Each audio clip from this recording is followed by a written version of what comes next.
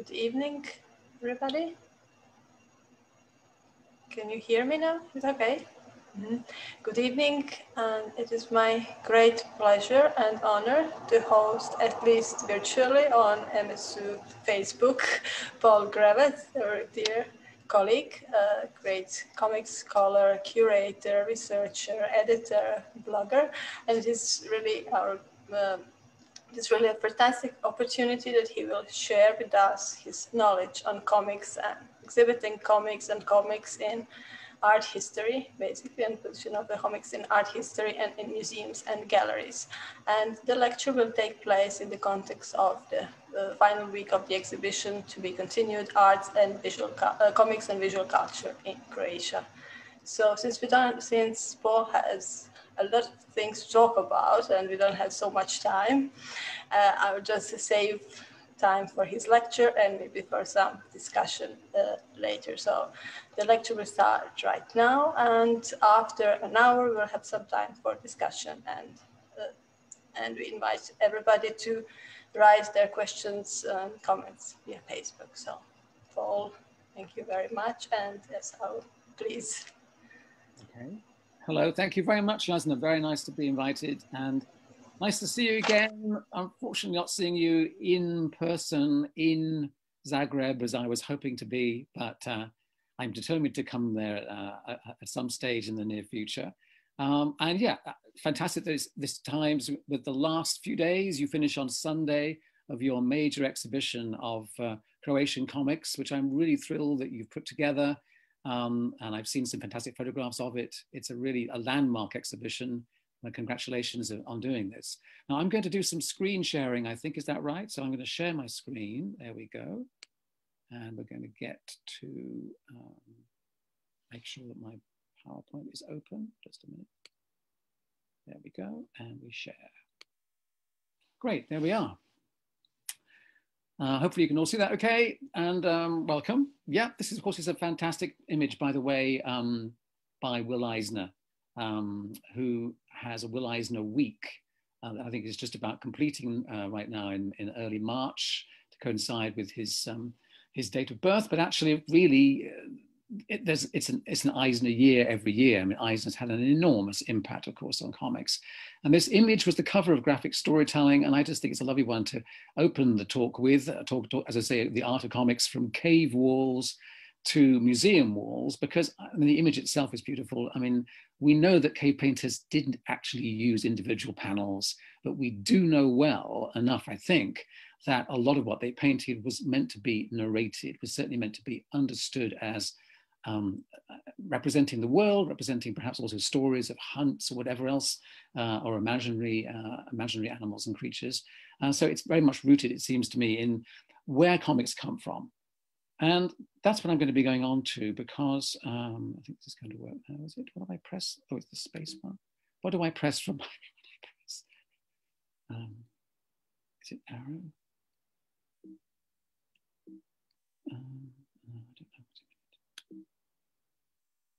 know. I'm sorry to pause there for a moment, but I've had this problem where I can't actually forward the slide in this mode. So my apologies for this. I don't quite know why that is. It was working before. No, I'm going to have to start again. I'm going to have to edit this. I'm sorry, I'm going to have to edit this. I'm going to stop the screen share for the moment. And try again. If I open this, when I take it out of that mode and then go into here, and share the screen, and we do this version of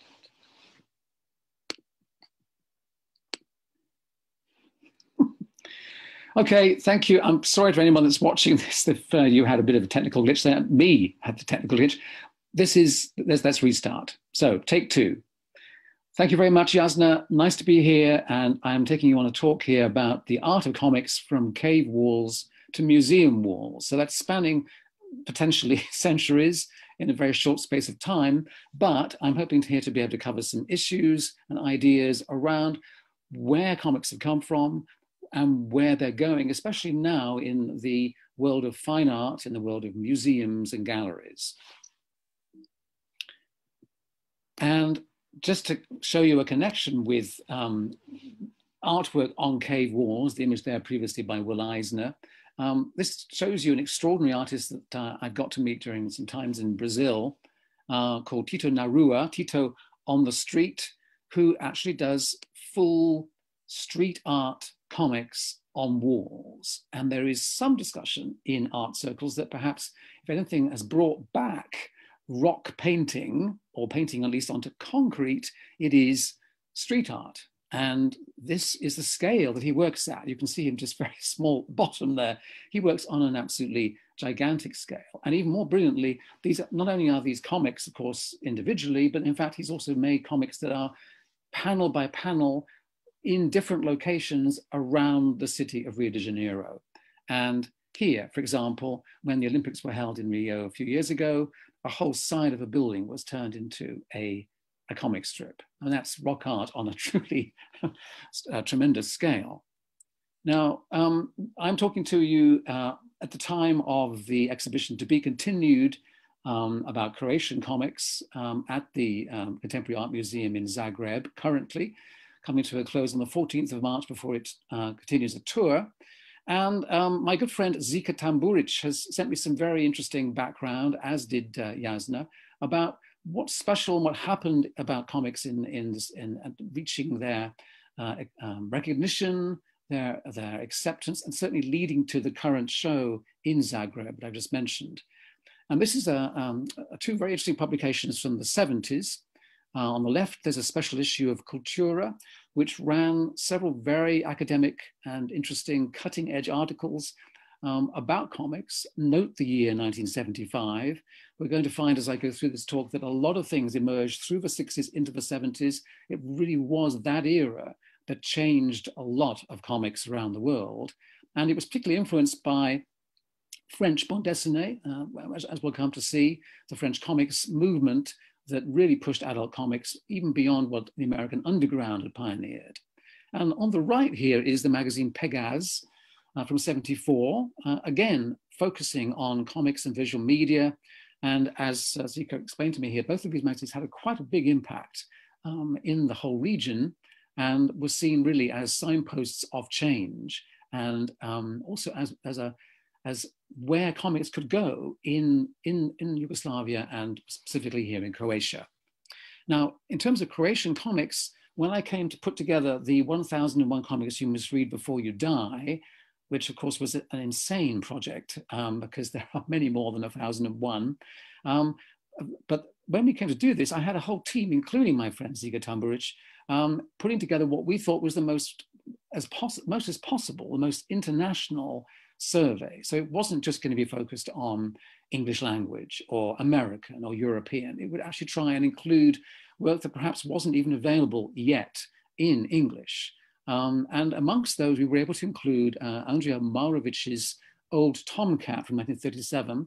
The great thing I should point out, by the way, is that as well as the article by Zika on the left, there's also this full page. And because it's illustrated, this entry has appeared in every edition, because 1001 comics gets translated into French, German, Spanish, Italian, I think other languages. It's been appearing, in other words, it's been now in discussion and been noted in many languages because of this book. Now, any creation of a canon, who gets into it, who doesn't, is hugely controversial. But with this book, I wanted to absolutely make as big and wide open and forward-looking a canon as we could, with a team of around 60 experts helping me out to make a really important and hopefully useful book for the future. And Maurović's work, his original artwork from comics, but also from his oil paintings and other work, is really important to the region and to Croatian culture. And I'm very pleased to see that, as Jasna kindly told me, there was a major exhibition only a few years ago at the MSU Zagreb of his artwork, which is both often very political. It included political cartoon material, it included also oil paintings, but also included quite explicit, beautifully produced pornography. And in fact, prior to that, the MSU in Zagreb had posted its first solo show of comic artists in 1979. Here you can see the studio Za Novi Strip, new comic studio, a duo from Serbia, were given their own major show in the Contemporary Art Museum in '79, undoubtedly linked into that whole wave of the '70s that ushered in the changing attitudes towards comics in cultural establishments worldwide, pretty much. And here, just as a glimpse, some shots from the current exhibition, which I wish I could see. I love the top left image, which has got a big list of lots of the artists featured. It includes names that are familiar outside Croatia, not least Milko Ilić, whose work used to appear in Epic magazine from Marvel Comics, from Epic Comics, and also Igor Kordej, for example, who, of course, has worked for the French and American market and is, you know, absolutely brilliant artist too. So I thought I'm going to look at lots of stuff here and bring up lots of ideas, and I'm also hoping we can discuss some of them. But what defines comics is one of the continual riddles, which I rather like the fact that it hasn't been solved. I think definitions often confine as well as define. But this particular discussion of the question of defining comics by Aaron Miskin throws up an interesting question. Should we even be looking to what comics or comics-like precursors, prehistory were like, such as cave paintings, for example, from before the times of the basically print mass production explosion of the medium in a printed form? Is that even relevant? Now, Aaron Miskin feels basically that comics, as he says here, have earned the right to be considered art on their own merits, and they don't have to be sort of shoehorned or connected up to what came before, the perhaps more accepted, culturally accepted art and literary history, which we can relate comics to. We doesn't necessarily need those things. But I would argue perhaps that we still ought to make an effort to understand these broader sweeps, because there's more going on here than just justifying comics. It seems to me that we don't need to do that, but it doesn't mean we've necessarily cut off what went before. But there's no doubt that when we come to some of the early attempts to relate commercial, industrial, mass-produced comics to some kind of artistic heritage, that there was initially definitely an effort to elevate them, to make them, to take them more seriously, and to also probably also, quite honestly, to counter, even from their very earliest days, this is in America, of course, but in many places, quite negative views about comics. The cultural arbiters of taste, and certainly, you know, families, parents, teachers, will find this through most of the 20th century, have certainly up until at least the 50s and 60s, were generally opposed to comics, saw them as a bad thing. And Max Gaines, who established educational comics in the 1940s, he, by the very name, wanted to use comics as an educational platform and was convinced that they could be a learning tool, as we know they certainly are. And as a part of a strategy to combat criticism and promote, frankly, to also advertise his line of comics, he produced an exhibition that toured around America in 1942. This is very early for comics to be exhibited in gallery spaces, maybe not quite museum spaces, but it was organized professionally. And you can see some of the comments just there. He was definitely wanted to equate them to forebears like Egyptian hieroglyphics, etc., but showing that narrative art, this broad term of narrative art, essentially goes back to the first recorded picture story to the modern day, to the present day. And that argument, that debate continued, interestingly, around this time, still before and after the Second World War, in the work, for example, of Lancelot Hogben here on the right, with this book, From Cave Painting to Comic Strip.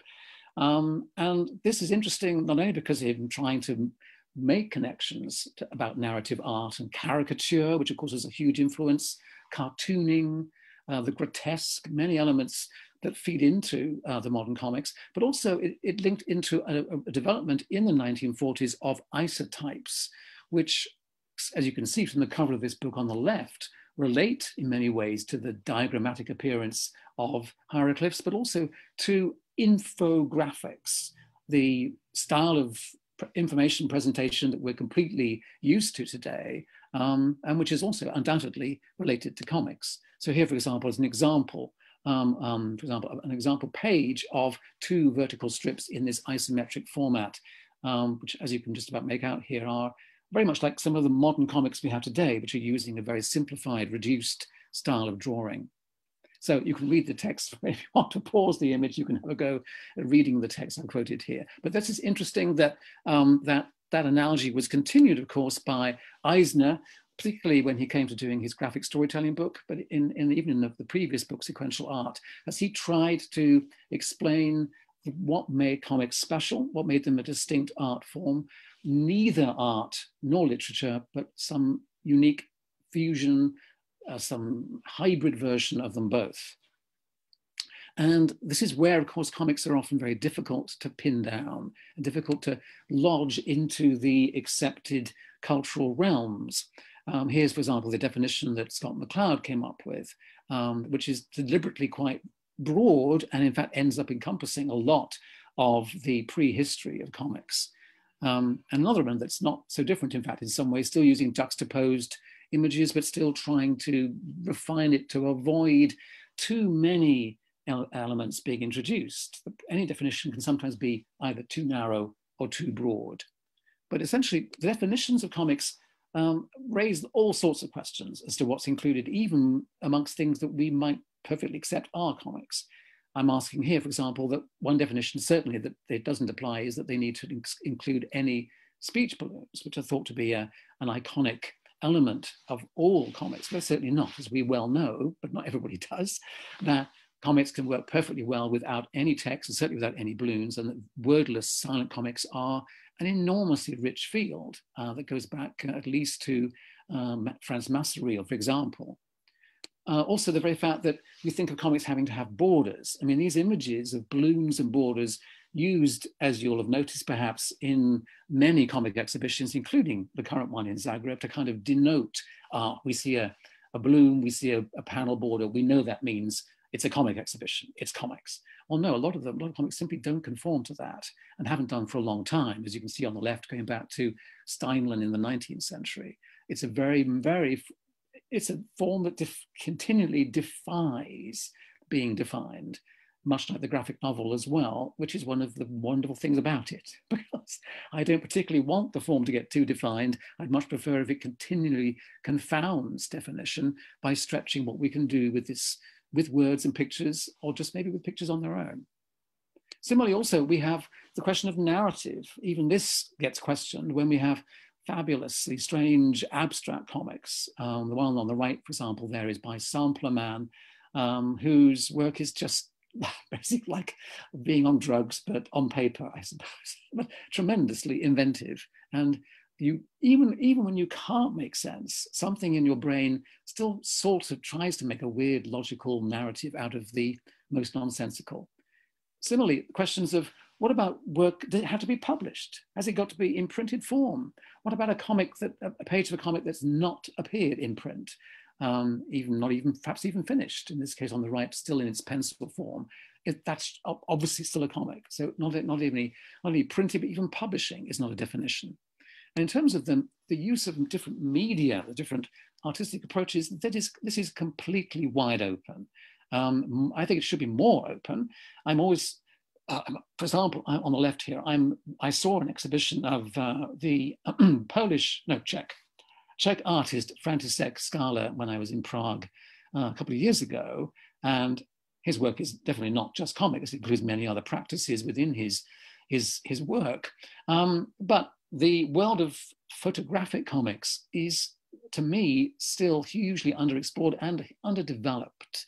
And certainly within the world of photography, which, as we know, is very much in the museum realm. There are photography museums, there are major institutions that have embraced photography full on, almost from the word go, and haven't waited so long as they have with comics to take them on board into their collections. Photography as comics is still not really fully accepted and fully developed, in my opinion, and there's a future there. On the right, we have the use of craft approaches, in this case embroidery, which can also really enrich the art form.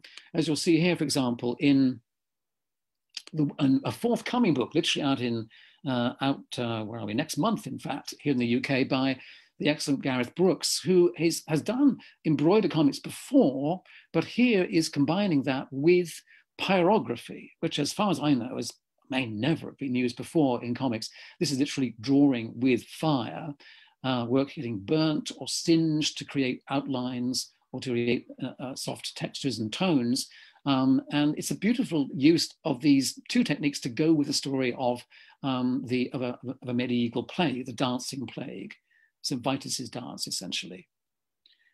Similarly, an artist, as we know, many artists in the fine art field or who've been accepted into the fine art field. Here, Faith Ringgold, who makes these beautiful quilted tableaus, which are undoubtedly narrative. They incorporate text, they incorporate sequence, but are they comics? Well, her story quilts, I think, come very close to that.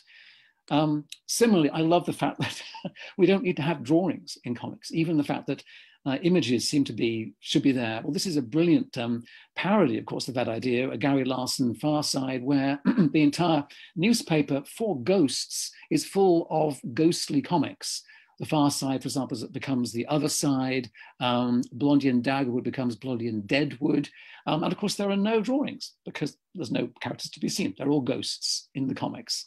But why not? We know there are comics that are made without drawings, that are purely text-based comics. And when we start to look around at our environment, here, for example, a statue at King's Cross Station in London, which greets you when you get off the Eurostar, this around the base has essentially a carved narrative. And this clearly also is a form of modern comic. Right. As for their invention, I love this panel. This is a scene by the French artist Fmour showing Galileo inventing comics. And this, of course, is also done too as a dig, a slight kind of jibe at people that celebrate cinema as being the great invention, and how cinema, and how also more accurately, so much of comics obviously relies on cinematic techniques. A comment that is still used quite a lot, frankly, and still believed. It's patently not possible because comics were already inventing many techniques, close-ups and zooms and cuts that exist pre-cinema in comics. So comics didn't have to learn those, though they obviously have learned from each other. But I love that the quote here just says, Galileo is saying, I cut out the vital images for comprehension from this film strip, stick them onto a sheet of white paper chronologically, and add speech written into balloons judiciously placed in each vignette. And it works. So you're pleased to know that Galileo was able to invent comics using strips of film in some distant time or undefined time in the past. It's a bit of nonsense, but also a very clever critique of the fact that comics are not film and comics predate and anticipate film.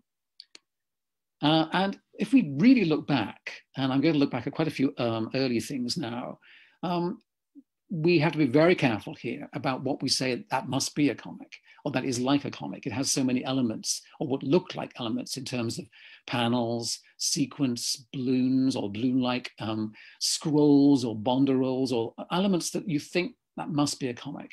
But they're not very often not working in the way that a comic does. They're not necessarily, even the text itself isn't descriptive. It might be emblematic. It might not be anything like the sequential art that we presume it is, but something in it continually draws many of us back to look at it and go, this was something we were doing centuries ago. And some of the thinking, some of the use of images and sequence, of repeated characters, of wanting to convey things this way, is deep-seated and continues and connects, it seems to me, to people working today, making and reading comics. And that kind of tradition, the way traditions continue, is echoed here, for example. This is just going off to India now, just briefly.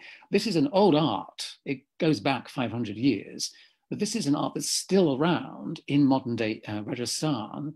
It's a performance-based, wooden, folded portable shrine, which is purely visual and only works really when you have a narrator, a performer telling you the story.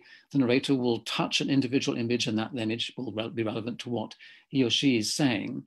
But this art form is not dead. It's still very much alive. It's even being used now for educational narratives.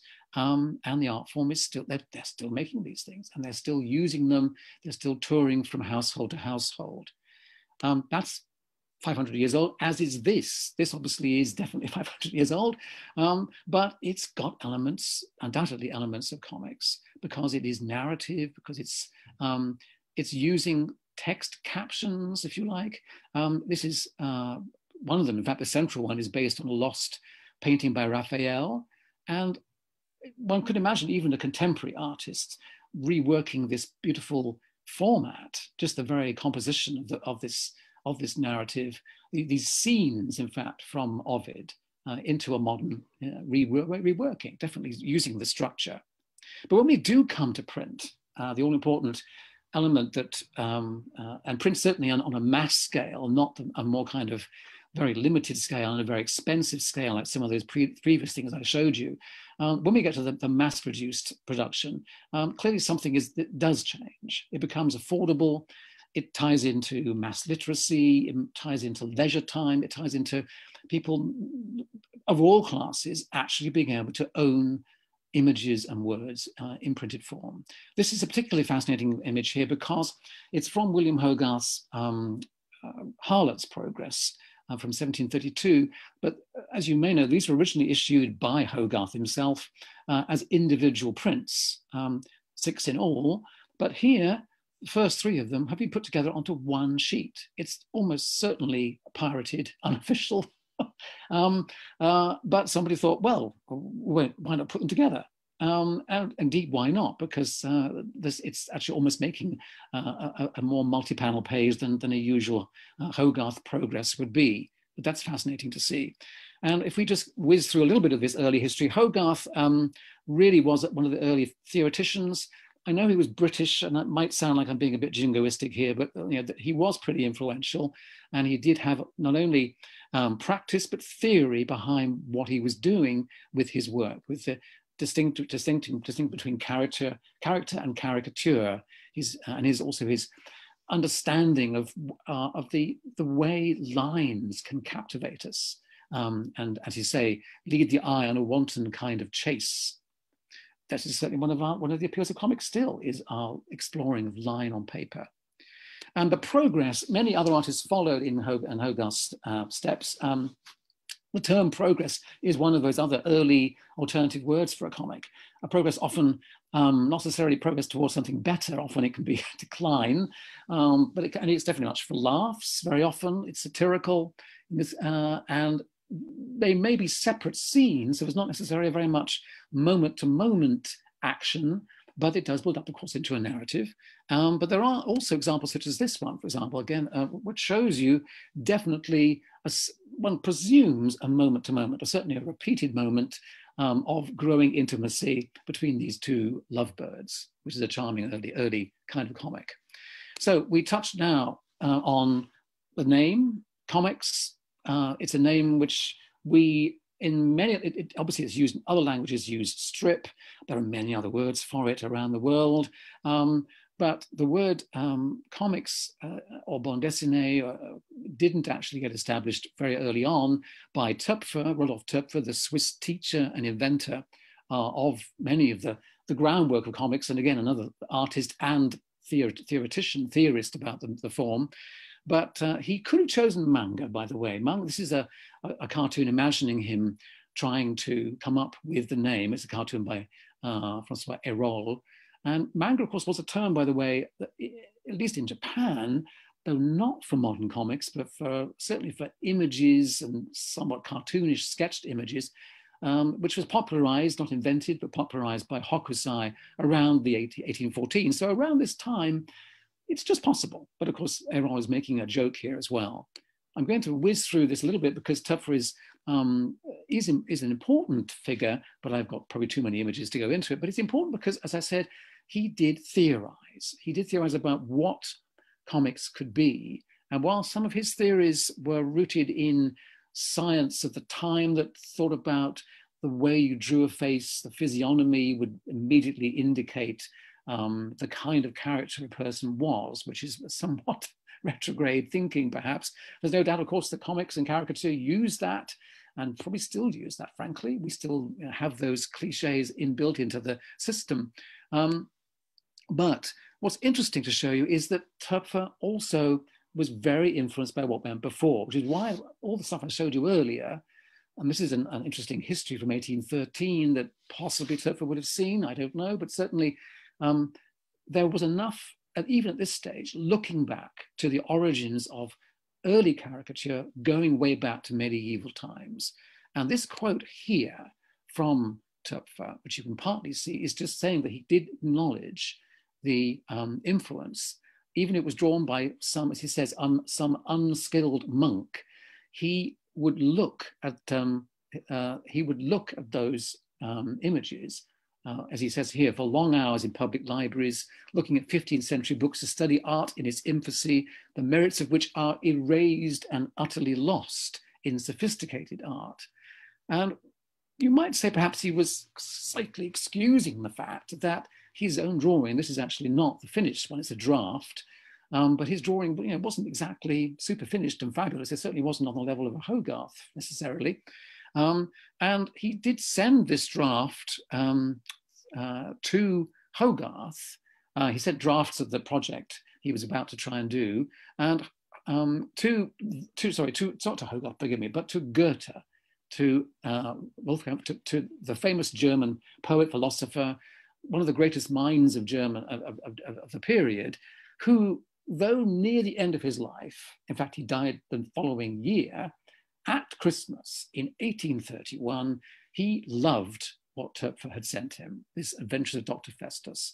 And the draft, or the version, I think probably was a more finished version by that point, but I think this encouraged Töpfer enough to go on to produce this and other albums in this format, this landscape format, not using balloons very much, but using still a lot of sequential techniques, a lot of panel progressions, a lot of cartooning techniques and shorthands that we now completely adopt into comics. And their impact was remarkable. This is, by the way, this is an advert on the back of his essay advertising his other work. So he was a marketeer as well, promoting what he was doing. And in the essay, he incorporated not only his handwritten text, but also drawings and examples of his techniques of what he was proposing. So Töpfer, in all, was tremendously innovative and did see that comics, the dual advantage of greater conciseness and more relative clarity, the picture story of all things being equal should squeeze out the other because it would address itself with greater liveliness to a greater number of minds. Now if that doesn't panic a lot of people in the rarefied world of art and literature, I don't know what would. That was warning you that this stuff's potent.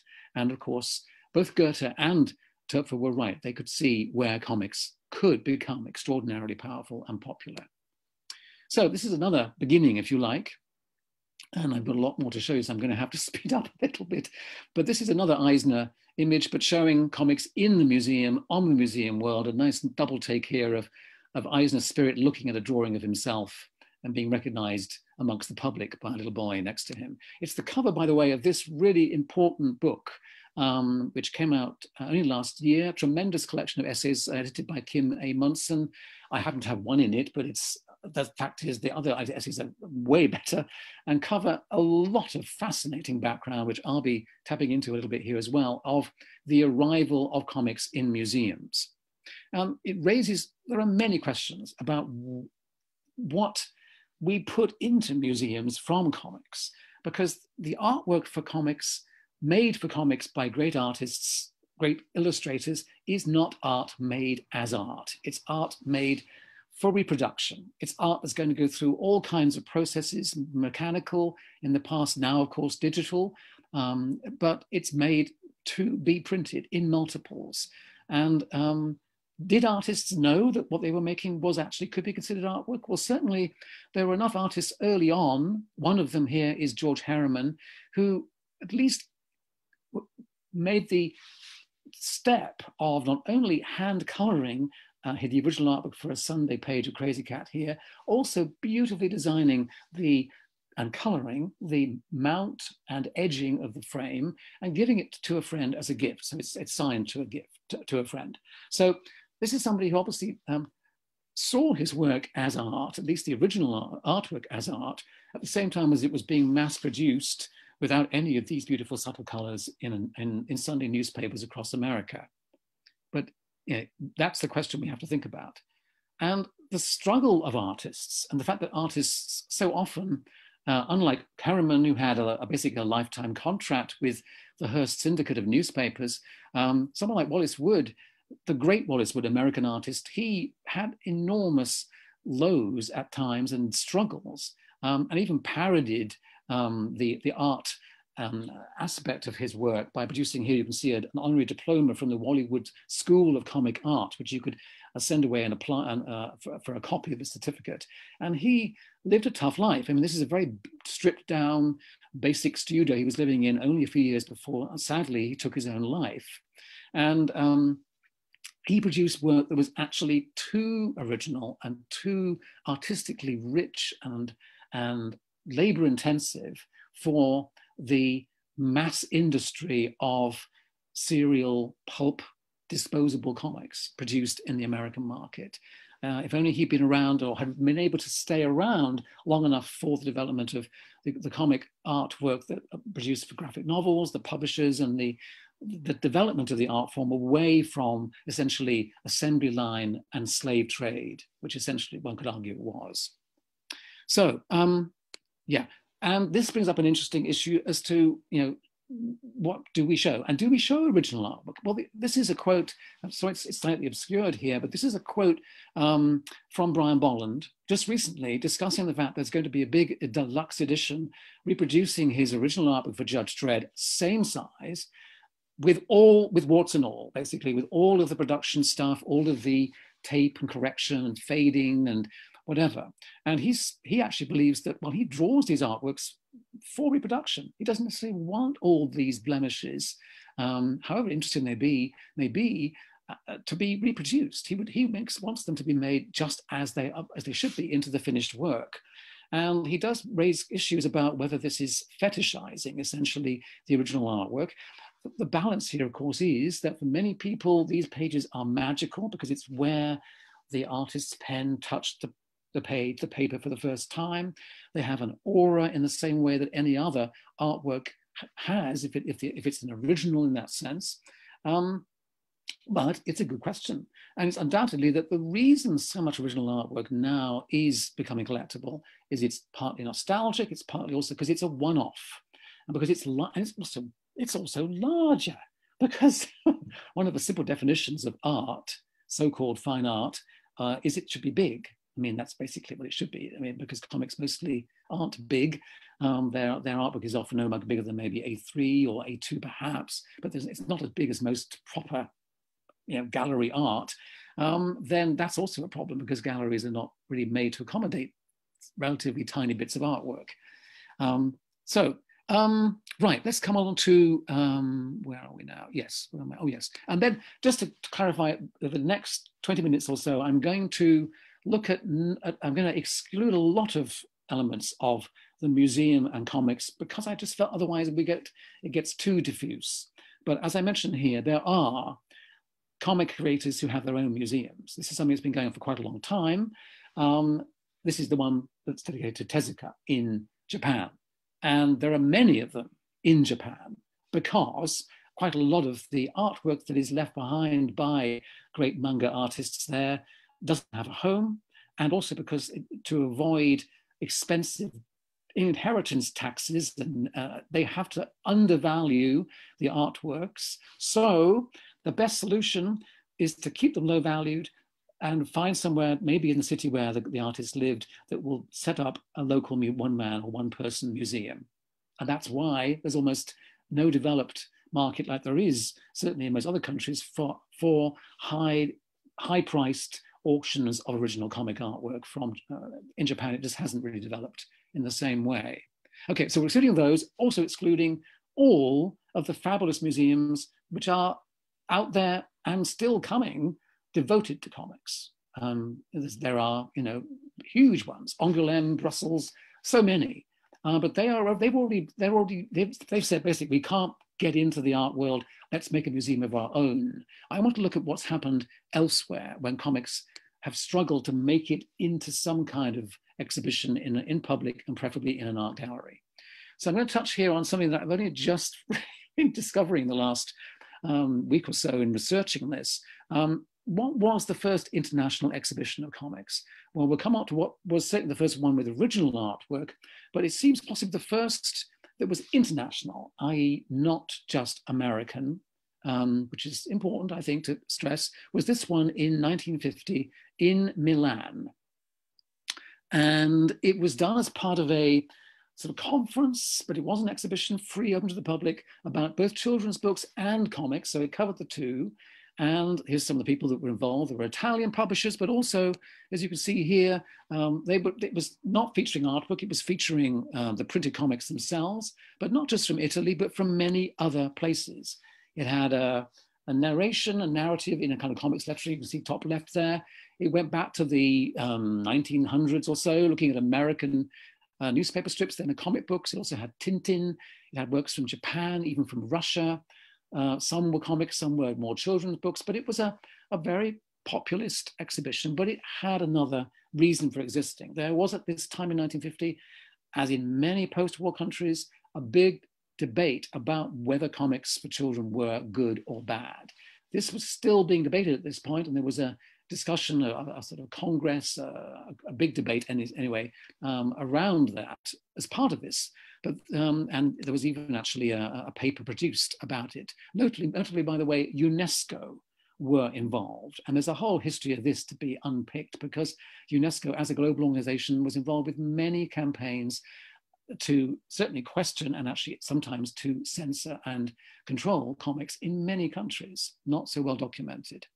But sadly, 6 months later, in Italy, by this stage, the debate and the scaremongering and the efforts to control, especially against comics, partly fueled here by the Catholic Family Front, obviously a family values, very conformist Christian organization that was alarmed at what was in comics, even though these comics were actually, of course, often not aimed at children, but aimed at adults, produced this exhibition and raised a lot of awareness, not necessarily just amongst adults, parents to worry them, and teachers, one presumes as well, but also, of course, amongst children, because it's on good record from a similar exhibition to this one organized here in the UK by the National Union of Teachers, very much like this, very didactic, very alarmist, that it actually drove quite a few kids to go and find those very comics that they hadn't otherwise heard about before. In other words, it promoted the very comics they were trying to demonize. But it did have a big effect. And we know that the issue of censorship control on and the demonizing of comics as harmful publications is something that went across almost, well, a huge number of countries and cultures, and echoes and inhibited comics getting accepted tremendously for many years.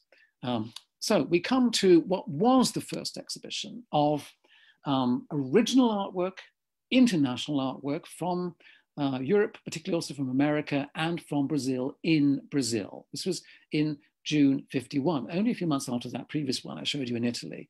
It was a remarkable thing that happened, driven by a bunch of artists who were in touch directly with important artists in America, like Milton Caniff and Will Eisner, for example, and they were able to get physical artworks sent to them, and they had an exhibition always to go here. And the team of five were all of them actually artists themselves, so they were going to include their work. They wanted to celebrate Brazilians' tremendous standard of comics at that time in the 50s. But as it's explained here in this next image, they offered the exhibition to the Museum of Art in Sao Paulo, but they were against comics at that time. It was not obviously the right time in 51. So they put it on in this cultural center only for about a fortnight or so. It wasn't a major a major long-term show, but it was a landmark. And particularly because it showed original artwork and it tried to explain some of what made comics unique, what made it a medium, what made it something to be taken seriously. And this exhibition has an echo. 50 years later, there was a further sort of retrospective, if you like, of the show in the Museum of Fine Arts in Sao Paulo. And then in 2012, so 11 years after that, a further exhibition celebrated Quadrinhos 51. So it's had an echo and an impact in Brazil to quite an important level. We come to France.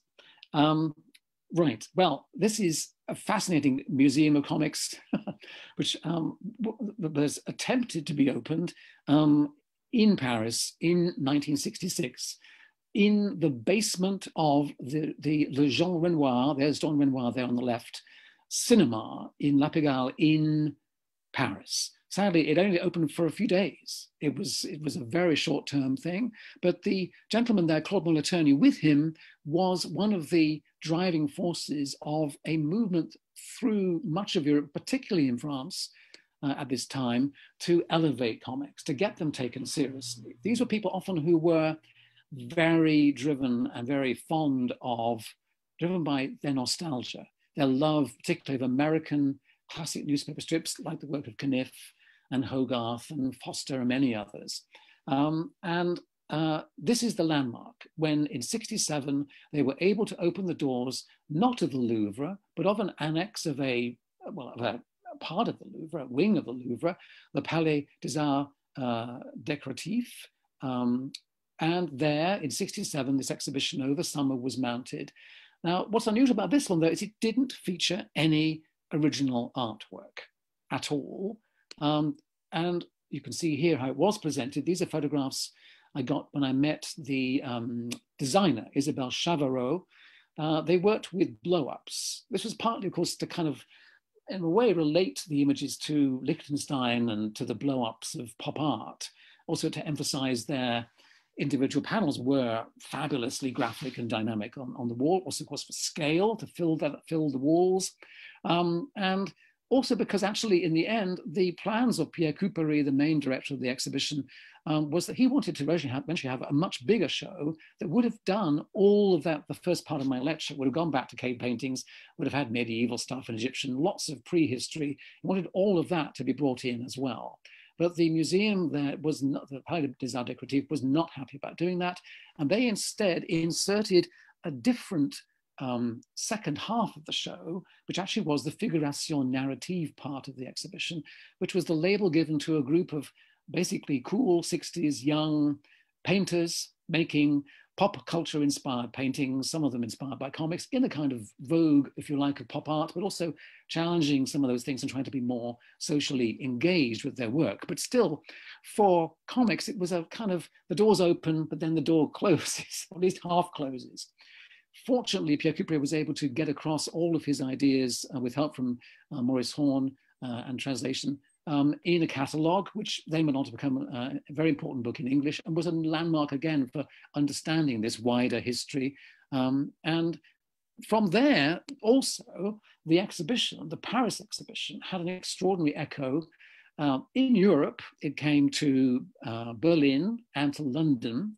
And in 1971, I was very young, but my first experience of seeing an exhibition of comic art was the exhibition ARG at the ICA in London. And that basically changed my life, as many things have done, but that was one of the signal points of me going, I have got to understand more about comics. Seeing the originals was amazing. That's the point. By this point, these exhibitions did include original artwork, but elements of the original Paris show went on to travel, I believe, also to South America, and its repercussions were enormous and inspired books, inspired other exhibitions along this line. It was one of the wake-up calls that led undoubtedly almost, I imagine, to those projects such as the Kultura issue in Yugoslavia in 75.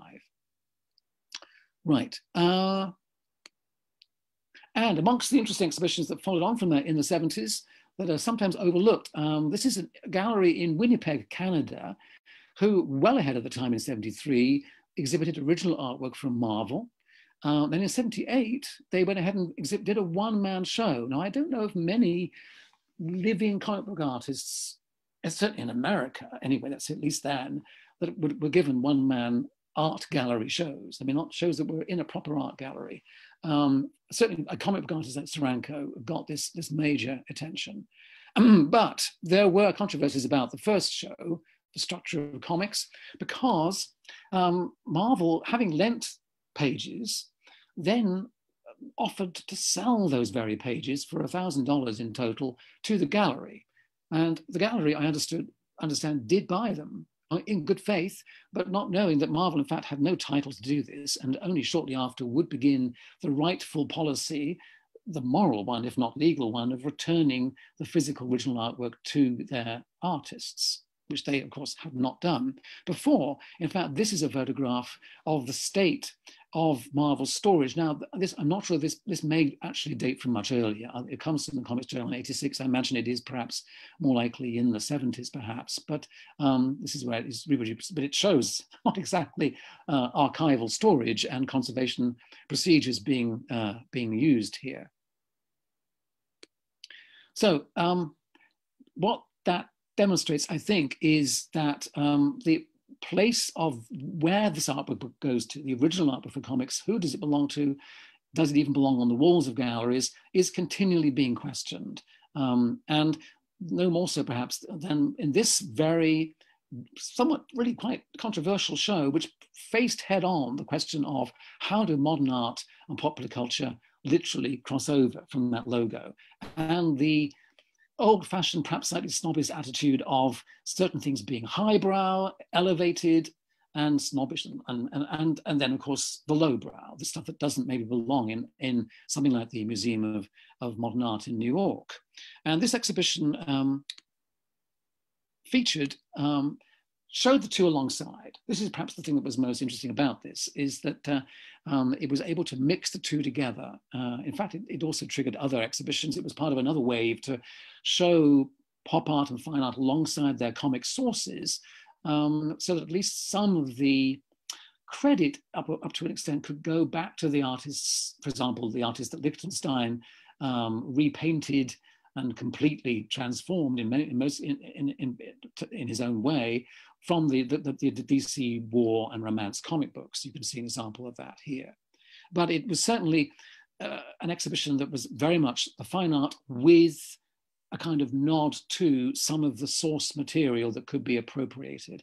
Certainly the source material wasn't really given quite the same credibility and study and analysis.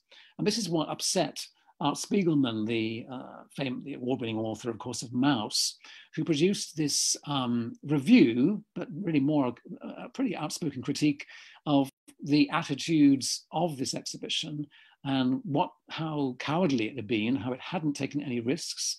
But then, of course, this was a museum of modern art that wasn't necessarily ready to take the risk. The fact is that many people were missing, not least Spiegelman himself. And clearly there was room for more. And in fact, this is not covered in my talk here, but we have seen subsequently much bigger museum exhibitions in America. For example, the Masters of Comic Art, forgive me, that took two major galleries in Los Angeles to present an unfortunately entirely male panorama of major American comic strip and comic book artists in their own right as artists. That was a landmark that certainly in many ways this show would have sparked the debate about and would have led to. But solo shows in major museums have happened and had a tremendous impact. There's still also the question of what happens to the collections in these museums. As I've mentioned, I think at the beginning, fortunately, the MSU in Zagreb does have comic artwork in its collection, including Morovich's material, and that's held in other important institutions in Croatia as well. But having an exhibition should be more than that, in my opinion. It should also reflect a policy of opening to doing more and also to collecting, to actually including the material of comics, whether it's print or original artwork, as part of the foundational collections of these institutions. This did happen following the very important Hergé exhibition. You can see it posted there on the side. There was a donation. It wasn't purchased. It was a donation by Hergé's widow of this page on the left here to the foundations, the core archives of the Musée National d'Art Moderne in Paris, at the Centre Pompidou. And just as a wonderful note, by the way, when it was exhibited, I went to this exhibition, and it was exhibited, the original was exhibited as part of another work of art called Container Zero, which was made in '88 and was designed to contain works of art. Hergé knew the artist, collected the artist's work as well, by the way. Hergé was a great collector of modern art. But it meant you couldn't see it, because not only was it within this, but this work itself was also encased and enclosed in another installation, or which meant that you had to spy the original artwork at a distance. So it was a very peculiar, you couldn't actually see what had been given properly without maybe a telescope, I suppose. And this was a very strange attitude, but there was an opening, but a late opening. As you can see, 2007, terribly late for these institutions to start exhibiting, but also, more importantly, to start collecting. This is really where the issue comes up. The Pompidou Centre has done, as you can see here, has done several more exhibitions devoted to comic artists, usually in their the Bibliothèque Publique d'Information, which is not necessarily in their prestige galleries, but still it's done substantially. And similarly, also the Palais de Tokyo of Modern Art Museum in Paris, they put on a major exhibition of Crumb's work. Here, for example, you can see, just a moment, there we are, we can see a combination of works on paper, of course, but also three-dimensional works. And that included an astonishing last gallery, which I saw, where every page of Crumb's remarkable adaptation of the Book of Genesis was exhibited on the wall, double or treble hung, as you can see here. A real feeling of, you can see the complete work, which raises a whole other interesting question. When you're exhibiting work from comics, do you exhibit complete stories? Do you even exhibit, in this case, a complete massive graphic novel? And is that not really, in fact, the work, not maybe an isolated page here or there?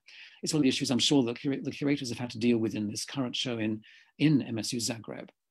But this has not stopped the fact that we are seeing more and more of this happening. It's a very encouraging, exciting time, and it raises all sorts of questions still, whether comics are basically here as a kind of guaranteed blockbuster. You'll get lots of people in if you put comics on. You'll get a big audience, which they usually do.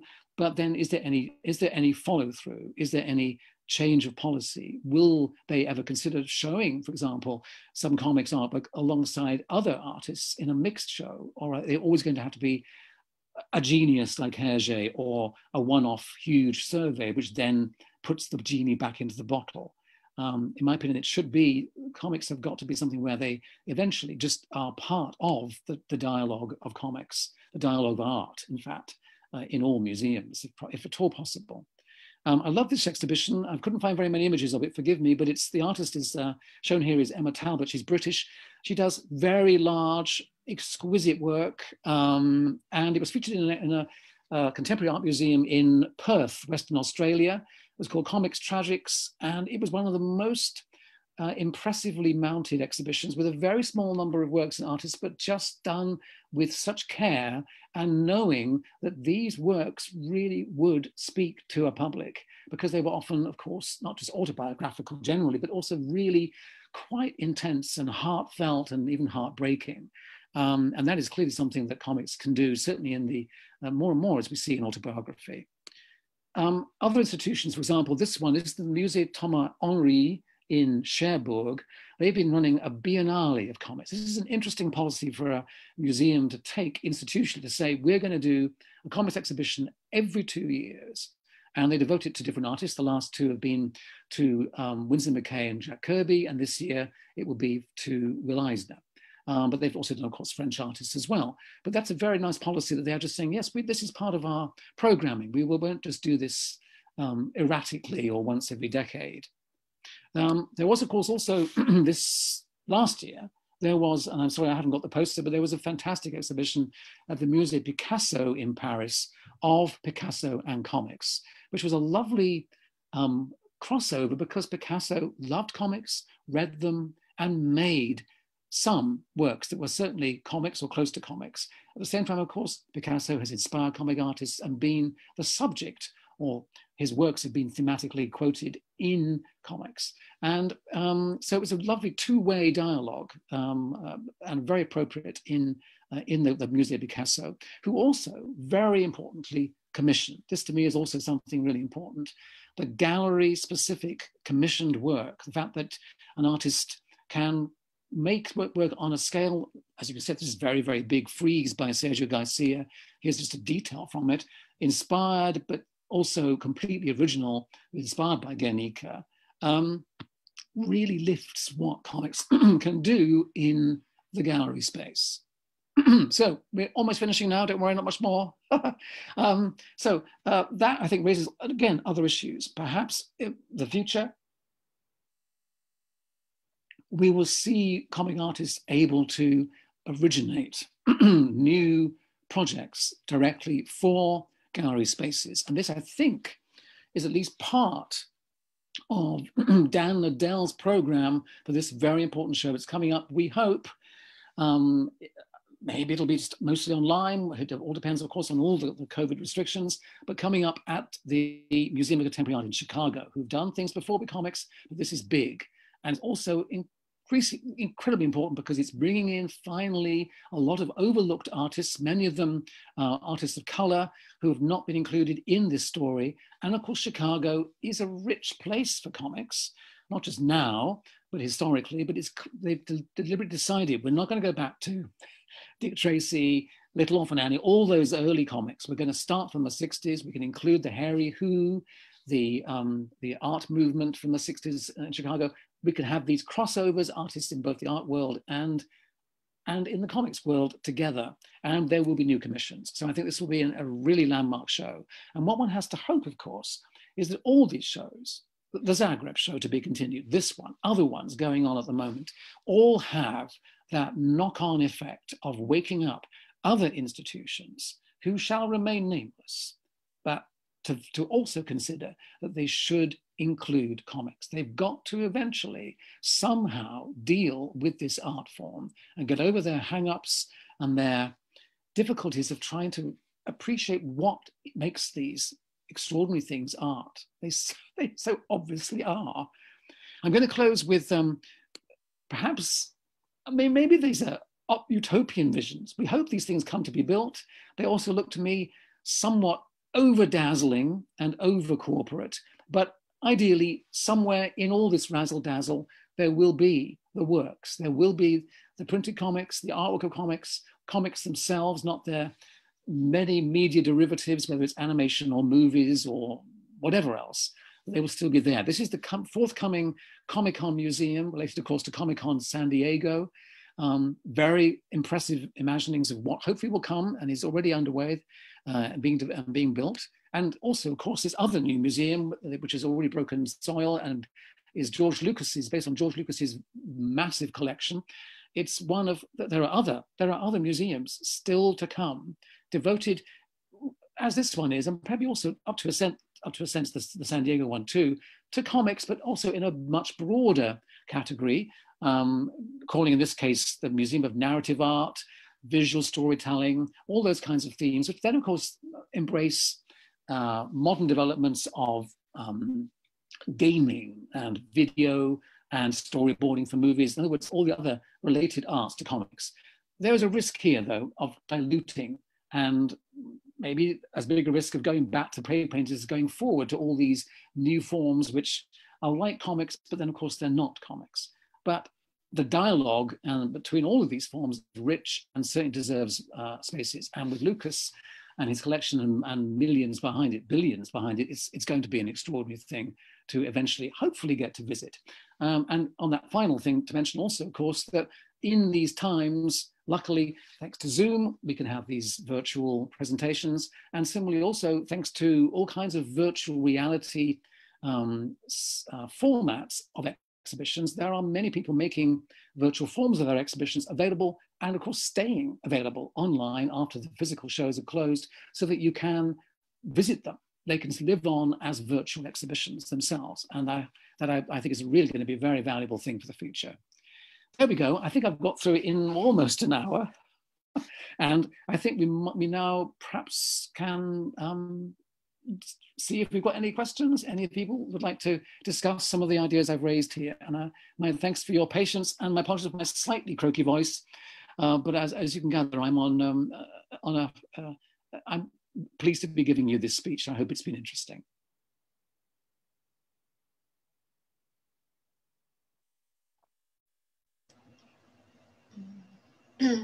Okay, so Paul, Hello.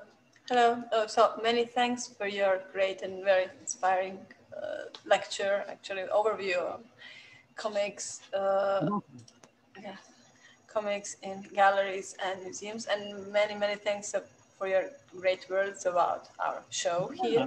Actually, we did try also to include some contemporary artists who who are not comic artists at all, who love comics or who loved comics, for example. In a catalog we reproduced a part of a biography of Tomislav Gotovac. He is like a legendary performance artist, and in his biography in '78 he writes that he actually states the date when he first read Maurovic's comics and when he became addicted to comics. Somehow it was always somehow present in contemporary art, not only as a kind of consciousness regarding classes and of course approachability of art. But I think it's also quite interesting to raise the question on collecting, actually, and also what does the original means in terms of fetishism and also in terms of economical fetishism, and how does it, and also how does it relate both to the private property and also to the accessibility of the artworks, and who owns, for example, and also who owns the right to reproduce and to exhibit and to share art. And I think comics with their really like multifaceted nature of both extremely fragile in terms of original, because as a paperwork they're very you cannot exhibit them for more than 3 months. Very cheap paper, aren't they? Often very cheaply printed. Yes. Yes. But from the other point of view, they were historically seen as a little bit more than a rubbish. So somehow, how does do you think that this also how does this attitude, how does it work in contemporary comics? Maybe you met some or maybe saw some of the works that somehow deal with this materiality of the comics, both in economical and physical sense. I don't know if I was clear. Yeah. I mean, there are people that are recycling, and I mentioned Sampler Man, who is obviously working almost certainly digitally, but also there are artists. He does work physically with pieces of old comics and remakes them.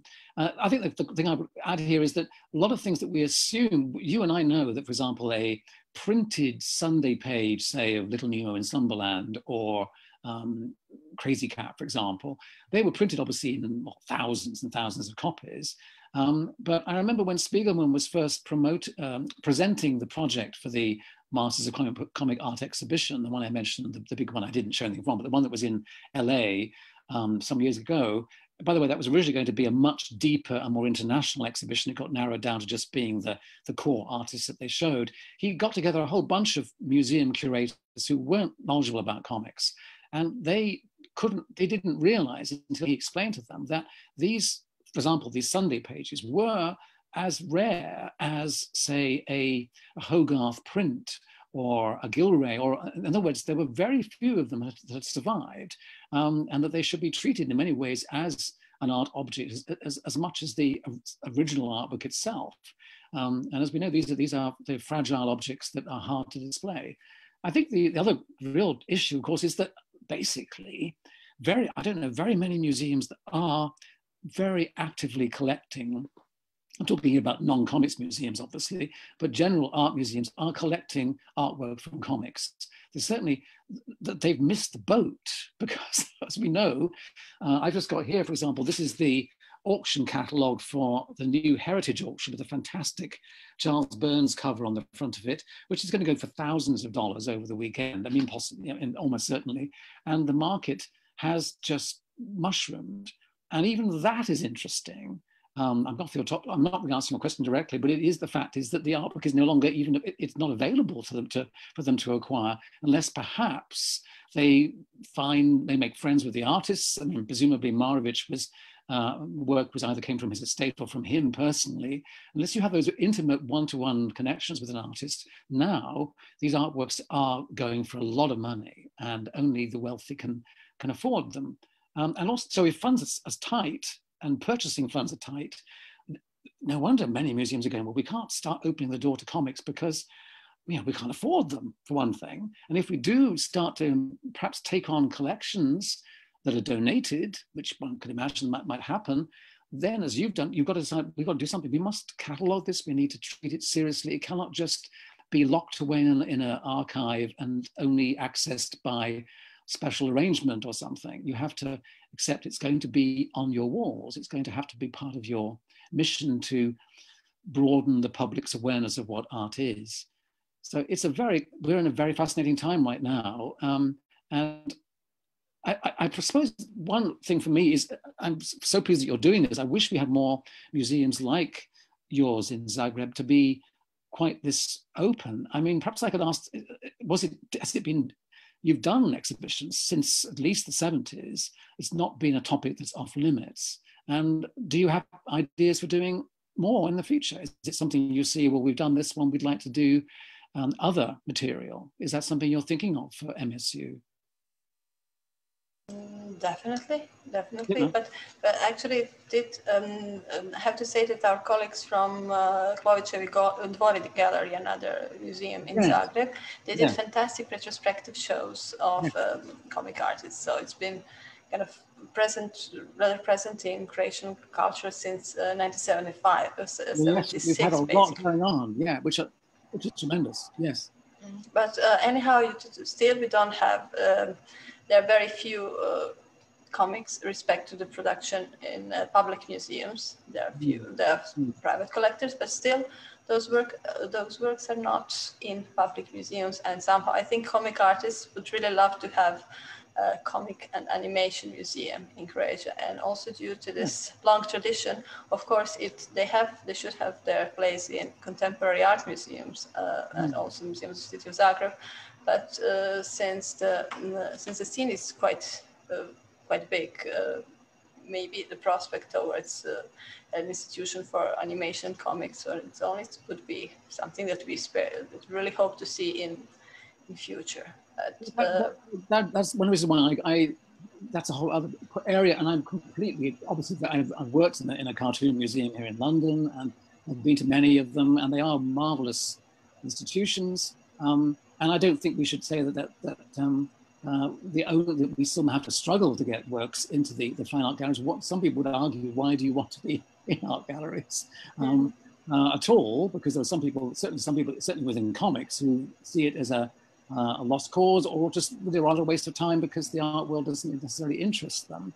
And I think that there's so much more potential for interaction and dialogue and conversation between so many different kinds of art. I mentioned photographic comics and photography. This is a whole field that is just languishing. There have been some shows, Jan Bijtens in Marseille did a wonderful one in an art gallery. But there's room that maybe, because sometimes a comics museum can actually be great, but also can be closed off because it actually says we don't do anything that isn't comics. And then that means that we're in this wonderful, huge field of comics and maybe animation too or something, but then it means that you're leaving out other things. And it's maybe a shame to have, maybe the best thing is to have both. The best thing is to have the art world and the specialist comics world having venues of their own where comics can reach the public. I think that's what we both would like to see. And I think the deeper history is interesting because I didn't get a chance to mention that I don't think your show, the To Be Continued show, that doesn't include really anything pre-20th century, does it? It's all basically fairly modern.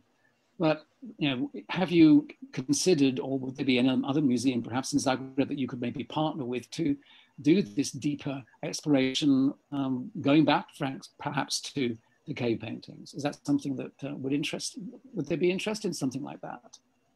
It would be definitely a very interesting adventure, a very interesting research. Actually, the first major museum show on comics, it was done in 1986. It was basically comics in Croatian art from 1867. So it starts from 19th century. It starts from a 19th century print. Yes, yeah. It didn't start from 15th century, or like from different narrative forms of sculpture or painting, of course. But somehow in this show we were focused on contemporary comics, and also with some references, with some historical references. But it was also because of kind of environment of art history museum. But yes, it would definitely be like a great big show and a great adventure. So we hope, and colleagues Veljko Kurulčić and Darko Glavett did a fantastic job. They also did they did a similar show focused on Yugoslav comics in Paris just a year after. Good. Right. Yes. Yeah. Yes, it was part of a program of Yugoslav Cultural Center, and probably I think Zoran, if he's now listening to us, he will know a little bit more about it. It was just accompanying the show on Yugoslav cinema, so it was... right. And there's quite a lot of crossover, of course, between comics and cinema. And also the exhibition that I first mentioned, it was part of the show that actually was focused on the written word in Croatian. So somehow, but I think maybe this exhibition could be just a start for really a huge exhibition that would definitely involve more curators and also more. Yeah, interesting, because there's one of the discussions that's been in the air is at the British Museum. I hosted a panel with several experts. One of them was an expert, for example, in Syrian art, another expert in rock painting, in so-called cave art, looking at all of the potentially connections or differences. And they are considering, the British Museum itself is considering how they can present this bigger tapestry, a bigger, longer story of how mankind has told stories in pictures, essentially, for so long. And the other thing I would like to mention also is, as well as there's also folk art traditions, because one of the things I really loved were the Slovenian Stripburger crew, who did an exhibition based around the tradition, certainly in Slovenia anyway, of painting beehives. And they invited contemporary comic artists to make comics that were in the format of the beehive, or related to the beehive, to this tradition. So that's another thing, because I think one of the other things we mustn't forget is that a lot of folk art, traditional or even wrongly named, obviously, primitive art, but art forms, as I mentioned, the Gravett, for example, in Rajasthan, they are clearly still around very often, still being made today, and are connected to comics traditions, and could actually be informative and useful as part of how comics go forward, by learning and applying some of their approaches to what we do next with the medium. That is potential, I think, too. Yes, maybe I've seen this beautiful example. You showed embroidered comics, and actually it has also tradition. It was very popular here in the whole Yugoslav area in 20s and 30s, and even later. Yes, you had, like in rural houses, you had these different images, embroidered images with short messages. Usually they were quite patriarchal, and they had their aim was somehow to discipline women in a house and to tell them what to do and how to behave. How to behave by women, is that right? Sorry? They were made by women. Yes. They were embroidering messages that they didn't necessarily. But But you had, I think in the last 15 years, you have this action, or even 20, of Belgrade-based group Shkart. So they have a whole collective of women embroidering, and what they do, they produce feminist embroideries in that very traditional format. I think they publish images on Facebook, so they're very funny and very intelligent, and they are, of course, comment on difficult political issues, and of course, so it's also like a beautiful example of this folk art, and of course, comics and folk art. I think it's been like discussed a lot. And also, I wanted just to mention like a beautiful, maybe you've seen the works by Victoria Lomasco. Oh yes, of course, yes, from Russia, yes. Yes. She had a gallery show in London I went to where she was painting directly onto the walls, and they were like a cave painter, I guess. They were tremendous, yeah. She's very, very outspoken, isn't she? Very, yes, and she's also very like active and very engaged. And so she presented her work in an exhibition created by VHV, a curatorial collective from Zagreb, who is now working in Kunsthalle in Vienna. So they're like really contemporary, one of the best curatorial collectives in contemporary art in Europe right now. So yeah, so there's much to be hopeful for, I think, and what we really want to see, it's not, I don't think we are after cultural legitimacy. We don't care about that. We do, I think, I certainly feel that we want to see this medium continue to astonish us, which it does all the time anyway. But with these partnerships and these enrichments of exhibitions and connections with other institutions, it just makes more things possible, more things open out. And more connections can be built with artists. You mentioned the performance artists, for example. You can, with people in other art forms who undoubtedly connect. I mean, there's a whole history of theatrical versions of comics. And in fact, one friend of mine, Maggie Gray here in the UK, is researching in Britain a lot of feminist and political and socialist theatre that used elements of, and characters of comics, the graphics of comics, particularly in the 60s and 70s, for kind of agitprop theatre. And this is, again, rather than having that sort of out of our range, let's bring these things in and then also perhaps build on these things and develop new forms. We haven't always got to be just within the narrow confines of whatever is defined as a comic or our particular taste in comics. And I suppose that's where I'm probably too open-minded. I'm just very, very curious all the time about comics. And I don't really live with a lot of nostalgia about them. I'm actually quite concerned about nostalgia, and because it affects we all get it, but it can be something where you just pine for the past, or and you never look at what's new. And I'm wanting to try and see both. I want to see the past and see the future and see what can be stimulated. It's wonderful that there are many people, artists, and in a sense, people like you and I think, who are in some kind of cultural spaces in positions to make change happen, to open doors and make opportunities arrive. That I think is hopeful. Good. Well, I think we've covered quite a lot. I've done all the talking. Well, you've done nice. Yes, I would just check. Have you got anybody listening in, and anybody that wants to ask something? Otherwise, thank you. Yes, we'll just check with. Here, I can't see on my screen. Yes, if I see anything also on the SMSs. It's nice to have some feedback, especially any questions or points of view. No, any questions? Okay. So, not to worry.